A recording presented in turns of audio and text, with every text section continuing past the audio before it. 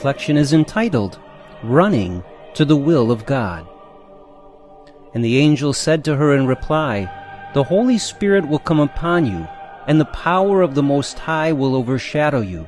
Therefore, the child to be born will be called Holy, the Son of God.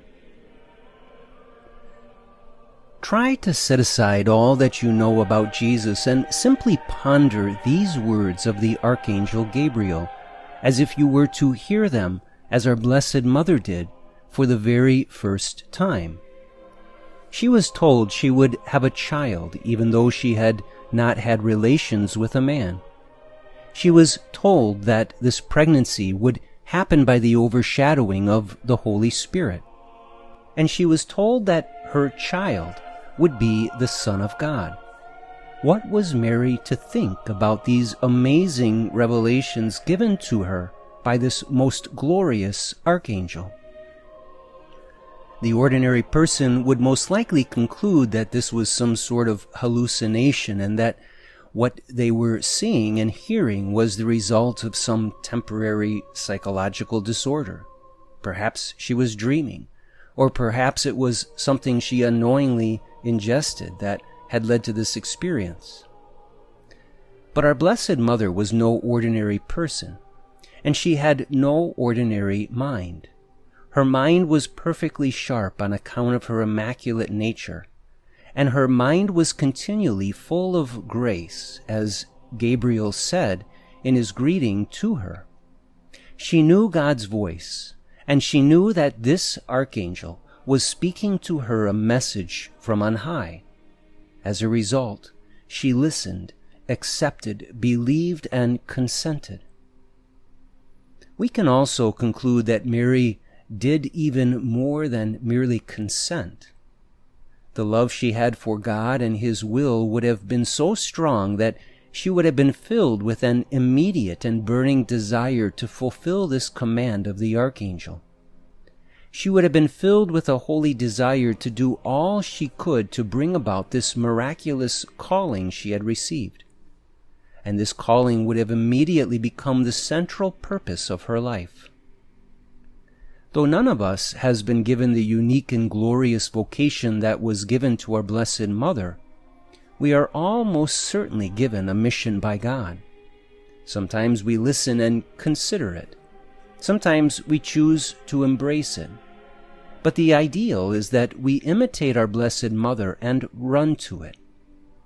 We must not only be open, we must not only submit, we must also allow every desire within our soul, every passion we have, and every longing within us to work toward the accomplishment of God's will.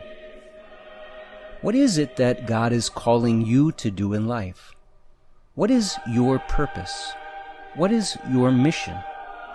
If you struggle in answering these questions, then perhaps start by praying for the deep and all-consuming, holy desire to accomplish that which God has chosen for you.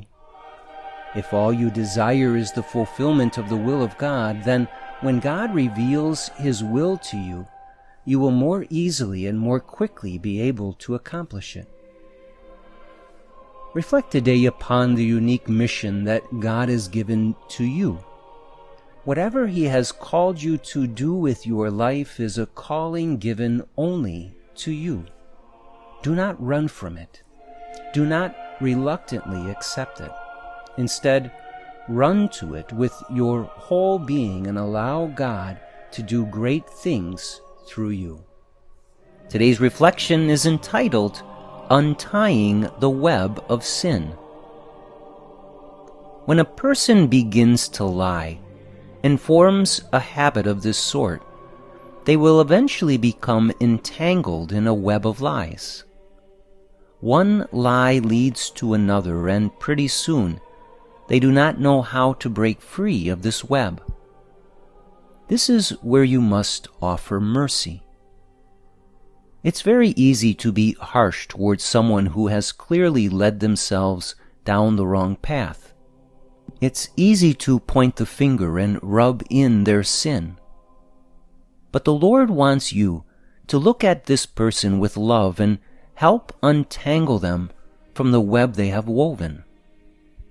This is done by being clear and direct about their errors, but also without judgment and harshness.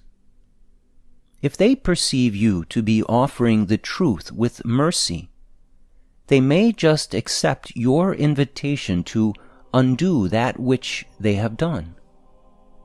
This principle applies to many types of sins. Reflect upon anyone in your life who appears to be tangled in a web of sin and cannot get out. Let your heart grow in mercy for this person, refraining from all judgment. Love them. Seek to bring them the humble truth, and do so gently but clearly, so that they can be set free. Jesus, I trust in you.